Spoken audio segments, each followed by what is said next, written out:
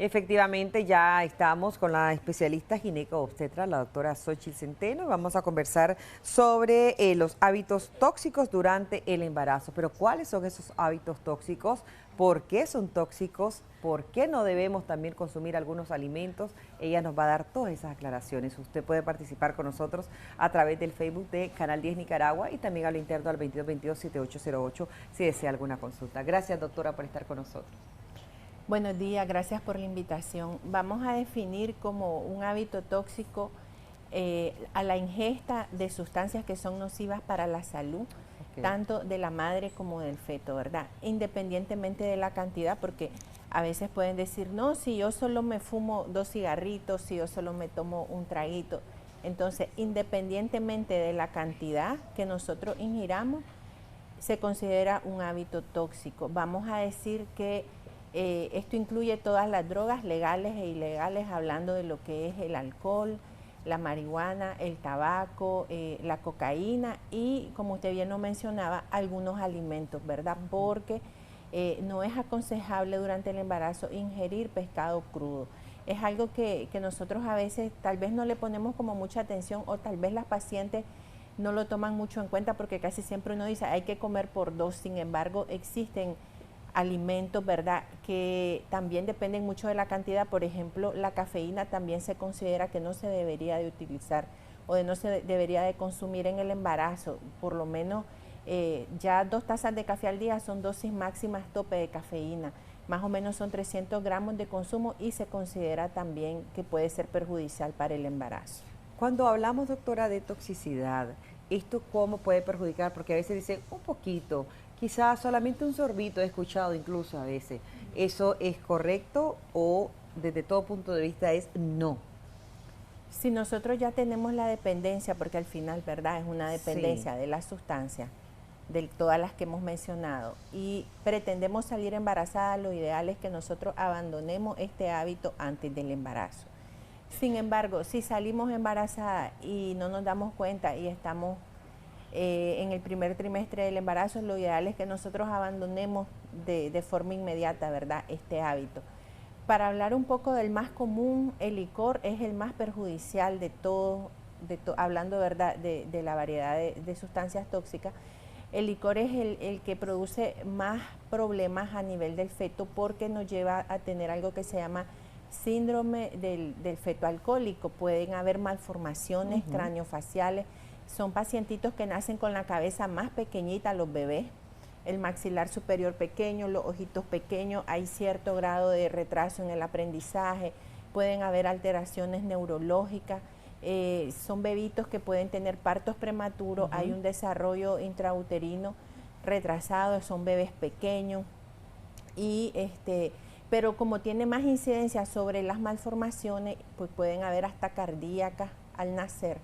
Entonces es donde nosotros hacemos más hincapié, ¿verdad?, que de todos los hábitos el licor es el que es mucho más perjudicial y no se debe consumir en ninguna cantidad durante el embarazo. La verdad es que muchas pacientes se justifican diciendo, no, si ya voy a tener el bebé me puedo tomar una cervecita, pero usted ya vaya y lea cuánto de porcentaje de alcohol tiene una cerveza, ¿verdad? Recordemos que todas estas sustancias pueden pasar la placenta, entonces es importante que nosotros hagamos conciencia en las pacientes que no se debe tomar ni un poquito. En el caso del fumado, que también es bastante común, aunque nosotros no lo miremos así, ¿verdad? Muchas pacientes tienen la costumbre como para relajarse en la noche, no se fuman un cigarrito, Sí. pero estando embarazada, esto tiene que ver mucho con bajo peso al nacer, importantísimo, ¿verdad?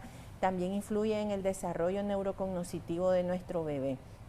Si hablamos ya de drogas que son de uso, podemos decir prohibido, ¿verdad?, que no están legales, por ejemplo, la cocaína puede llegar a producir desprendimiento de la placenta, ¿verdad? Sí. Muerte fetal, abortos neonatales. En el caso de la marihuana puede llegar a tener alteraciones conductuales en el niño hasta los 4 años de nacido.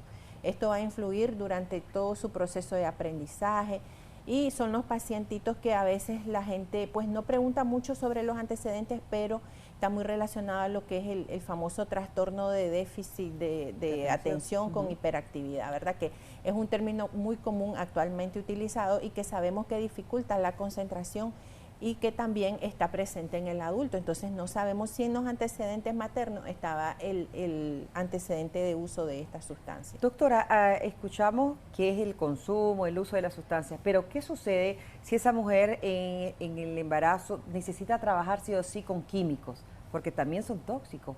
¿Qué puede hacer ahí? En el caso de los químicos, lo que está descrito son los plaguicidas, ¿verdad? Okay. Pero los que tenemos para el uso de jardín y de la casa tienen cantidades mínimas. Nosotros siempre en el control prenatal hacemos hincapié de no estar en lugares, ¿verdad?, donde tienen que usar plaguicidas, porque esos son los que tienen, digamos, el más alto índice de toxicidad a este nivel.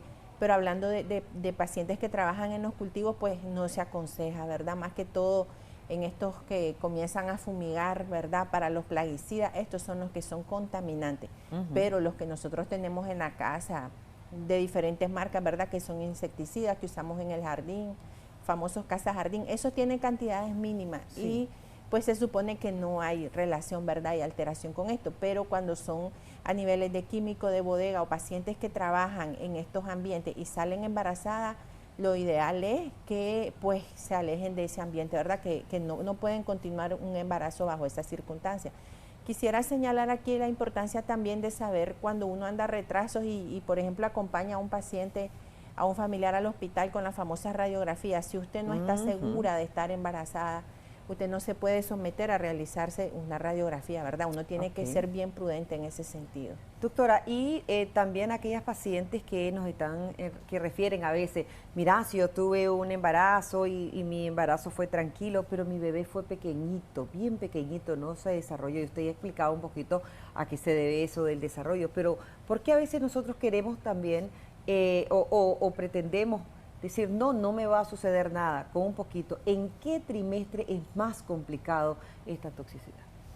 Bueno, definitivamente con el alcohol en todos los trimestres, ¿verdad? Okay. Pero sobre todo en el primero, porque recordemos que en el primero está la formación del feto.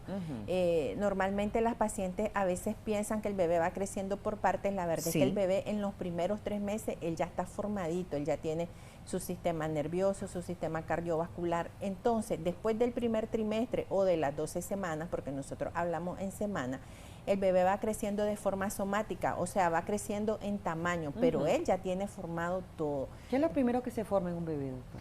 Bueno, es que lo primero es el desarrollo del sistema nervioso, por eso es que es muy, muy importante, porque de esto depende todo lo demás. Correcto. La ingesta de ácido fólico, ¿verdad? Porque recordemos que cuando no tomamos el ácido fólico hay defectos del tubo neural y es donde vienen aquellos problemas de columna, de mielomeningocele, de meningocele, aquellas malformaciones se dan al inicio. Ya cuando nosotros nos hacen un diagnóstico durante el embarazo, recordemos que actualmente ahorita se están desarrollando cirugías fetales intraútero con éxito en el Hospital Berta Calderón.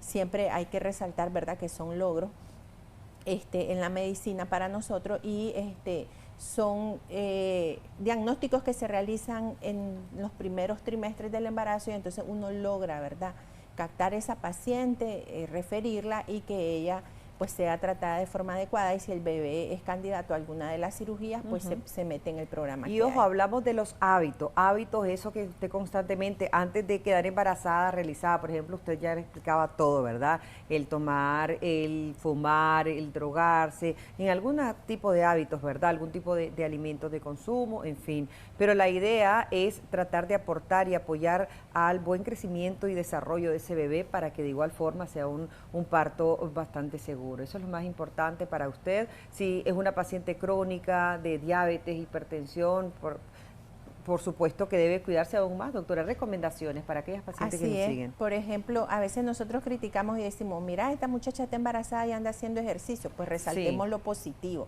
Si usted ya hacía ejercicio antes de salir embarazada, usted no es un mal hábito. Usted puede continuar realizando ejercicio durante el embarazo. De hecho, que esto refuerza todo lo que es nuestra resistencia y nuestro sistema cardiovascular y favorece muchísimo el parto. Y si usted está pensando en salir embarazada y tiene alguno de estas prácticas de hábitos tóxicos, pues lo ideal por amor a usted y a su bebé es que abandone esto y nos instruyamos en cómo llevar un embarazo sano.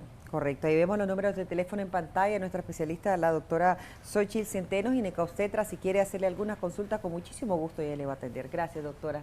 Gracias por la invitación. Hacemos una breve pausa y ya regresamos.